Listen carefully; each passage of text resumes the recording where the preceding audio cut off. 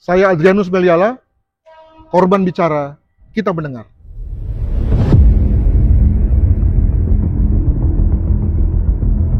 Masyarakat kita memiliki satu tradisi yang amat unik, yakni mudik, di mana terjadi perpindahan orang secara serentak dari satu tempat, umumnya perkotaan ya, ke berbagai lokasi lain dalam jumlah besar. Ada yang bilang 5 juta, 10 juta, bahkan belasan juta orang secara serentak keluar dari kota-kota dan mengisi daerah kantong di Jawa, Sumatera, dan yang lain-lain. Itulah mudik yang membuat kota-kota kosong, perumahan-perumahan kosong, dan rumah-rumah kosong. Hal mana kemudian menimbulkan peluang baru bagi kejahatan? Apa itu? Rumah kosong lagi-lagi jadi target empuk komplotan pencuri. Kamera pengawas merekam aksi komplotan pencuri di perumahan Jatiwaringin Asri, Pondok Gede, Kota Bekasi, Jawa Barat. Para pelaku yang berjumlah 4 orang berpura-pura menjadi pengantar paket untuk mengecek keberadaan pemilik rumah. Fenomena rumah kosong yang kemudian dicuri, dibobol, dirampok, itu pernah menjadi satu fenomena besar sekitar 2 dekade yang lalu.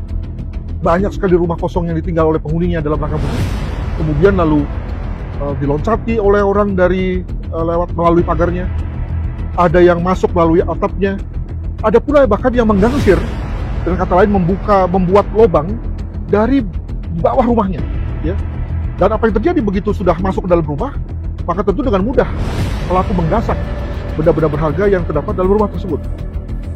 Namun demikian, ada saja orang yang berkata begini, "It won't happen to me." Tak mungkin terjadi pada saya. Tak mungkinlah saya menjadi korban. Nah, masalahnya adalah bahwa seringkali kita kemudian menyesal kemudian dari berbagai rumah yang kosong tersebut, entah kenapa rumah kita yang dipilih sebagai lokasi untuk dicuri, untuk dibobol dan digangsir, maka lalu kemudian ketika kita kembali ke rumah, kita lalu gigit jari, menyesal telah membiarkan harta kita digasak oleh pelaku kejahatan. Kelompok spesialis pencurian ruko dan rumah kosong diringkus polisi. Petugas turut menyita barang elektronik hasil curian pelaku senilai total ratusan juta rupiah. Modus pelaku mengincar ruko yang berada di sebelah ruko kosong agar bisa menjalankan aksinya dengan membobol tembok dan internet. Adakah cara bagi kita agar terhindar menjadi korban kejahatan pencurian rumah kosong? Tentu dalam hal ini ada beberapa cara yang mungkin kita bisa lakukan, yang menjadi tips dari saya, yang kemudian kita bisa terhindar menjadi korban kejahatan. Yang pertama adalah, kalau bisa ya, kita meminta kepada saudara kita yang kebetulan tidak mudik ya, untuk menjaga rumah kita. Yang kedua, kalaupun misalnya tidak ada kerabat yang bisa diminta menjaga, maka marilah kita menyapa tetangga kita, ya, tetangga depan, kiri, kanan, belakang, untuk juga turut melihat-lihat rumah kita. Di banyak tempat, tetangga adalah keluarga yang terdekat, ya kan? Dan untuk itu maka mari kita minta bantuannya untuk mengamankan rumah kita. Ada lagi saran yang ketiga, yakni di mana kita bisa meminta kepada perusahaan-perusahaan security, perusahaan-perusahaan keamanan untuk kemudian mengamankan rumah kita.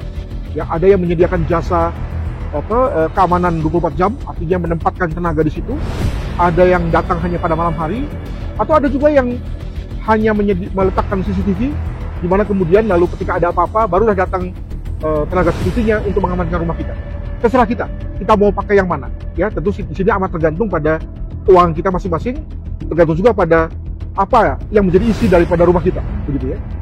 Dan yang keempat adalah kita juga bisa meminta bantuan dari satpam, dari hansip di lingkungan perumahan kita untuk kita nengok-nengok ya, melihat-lihat ketika ada orang-orang yang tidak dikenal yang kemudian berhenti di depan rumah kita. Nah, mereka mungkin bisa membantu dalam rangka mengamankan rumah kita. Pelaku berhasil mengambil sejumlah perhiasan senilai 200 juta rupiah, uang, dan laptop. Selain itu, pelaku juga mencuri motor korban.